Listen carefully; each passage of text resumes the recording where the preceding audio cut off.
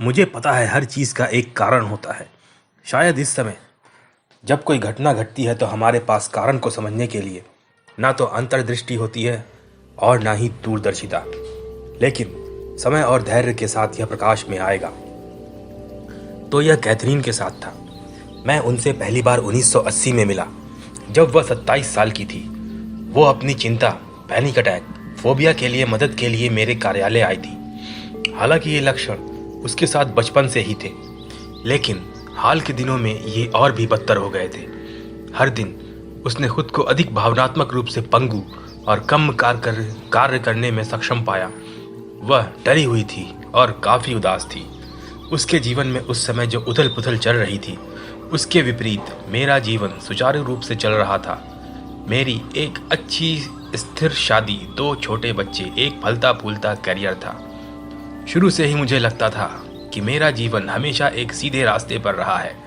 मैं एक प्यार भरे घर में पला बढ़ा हूँ। अच्छी खासी सफलता आसानी से आ गई थी और कॉलेज में अपने द्वितीय वर्ष तक मैंने एक मनोचिकित्सक पढ़ने का निर्णय लिया था। मुझे 1966 में न्यूयॉर्क में कोलंबिया विश्वविद्यालय से phi beta kappa magna cum laude से स्नातक किया था। मैं तब Yale University School of Medicine गया था और 1970 में अपनी एमडी की डिग्री प्राप्त की। New York university Bellevue medical centre में इंटर्नशिप के बाद मैं येल लौट आया और मनोरोग में अपना निवास पूरा करने के लिए पूरा होने पर मैंने पिट्सबर्ग विश्वविद्यालय में एक संकाय पद स्वीकार किया। 2 साल बाद मैं मियामी विश्वविद्यालय के संकाय में शामिल हो गया। साइकोफार्माकोलॉजी डिवीजन का नेतृत्व कर रहा था। वहां मैंने जैविक मनोचिकित्सा और मादक द्रव्यों के सेवन के क्षेत्र में राष्ट्रीय पहचान हासिल की। विश्वविद्यालय में 4 साल के बाद मुझे मेडिकल स्कूल में साइकाट्रिया के एसोसिएट प्रोफेसर के पद पर प्रोन्नत किया गया और मुझे मियामी में एक बड़े विश्वविद्यालय से संबद्ध अस्पताल में मनोचिकित्सा का प्रमुख नियुक्त किया गया था।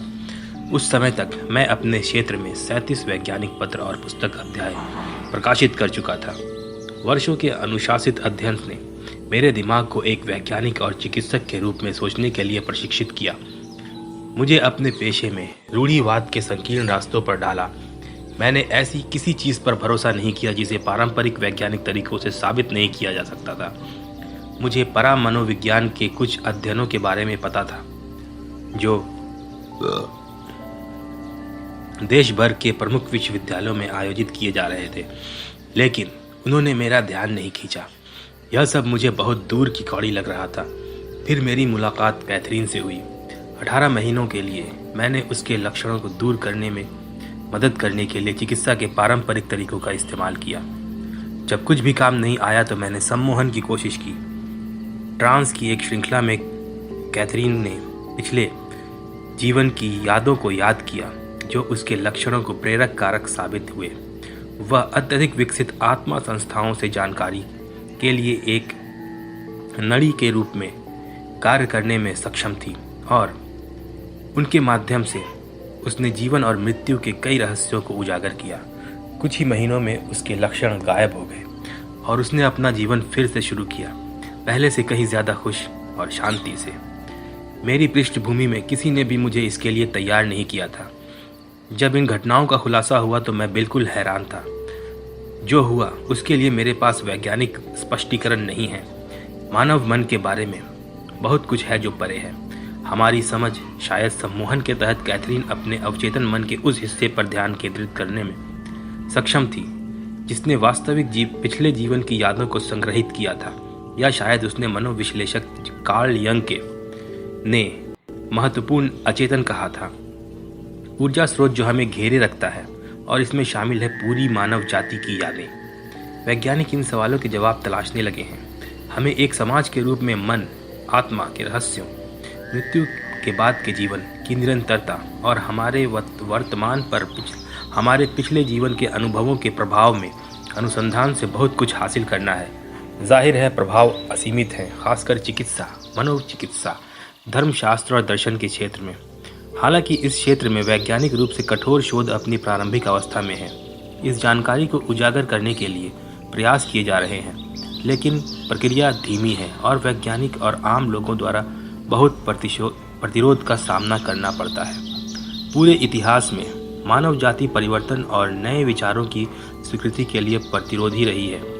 ऐतिहासिक विद्या उदाहरणों से भरी पड़ी है। जब गैलीलियो ने बृहस्पति के चंद्रमाओं की खोज की तो उस समय के खगोलविदों ने इन उपग्रहों को स्वीकार करने या देखने से भी इनकार कर दिया, क्योंकि इन चंद्रमाओं का अस्तित्व उनकी स्वीकृत मान्यताओं के विपरीत था।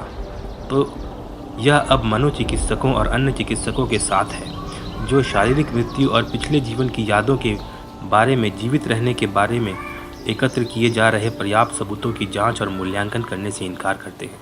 उनकी आंखें कसकर बंद रहती हैं। यह पुस्तक परामनोविज्ञान के क्षेत्र में चल रहे शोध में मेरा छोटा सा योगदान है, विशेष रूप से जन्म से पहले और मृत्यु के बाद के हमारे अनुभवों से संबंधित शाखा।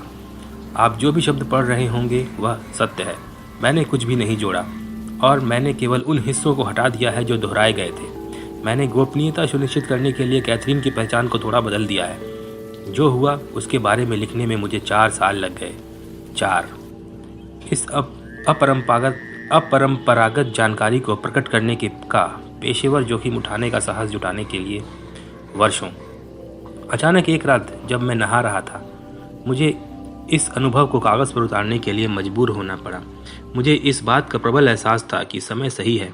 मुझे अब जानकारी को रोक कर नहीं रखना चाहिए। मैंने जो सबक सीखे थे वो दूसरों के साथ साझा करने के लिए, निजी रखने के लिए नहीं। ज्ञान कैथरीन के माध्यम से आया था और अब मेरे माध्यम से आना था। मैं जानता था कि अमरता और जीवन के सही अर्थ के बारे में जो ज्ञान मैंने प्राप्त किया था, उसे साझा न करने के रूप में मेरे सामने कोई भी संभावित परिणाम विनाशकारी साबित हो सकते हैं। मैं शावर से बाहर निकला और कैथरीन के साथ अपने सत्र के दौरान बनाए गए ऑडियो टेपों के ढेर के साथ अपनी मेज़ पर बैठ गया। सुबह के तड़के मैंने अपने बूढ़े हंगेरियन दादा के बारे में सोचा, जिनकी मृत्यु तब हो गई थी जब मैं अभी भी किशोर था। जब भी मैं उन्हें बताता कि जोखिम लेने से डरता हूँ, तो वह प्यार से अपने पसंदीदा अंग्रेजी अभिव्यक्ति दोहराकर मुझे प्रोत्साहित करते। व्हाट द हेल, वह कहता, व्हाट द हेल।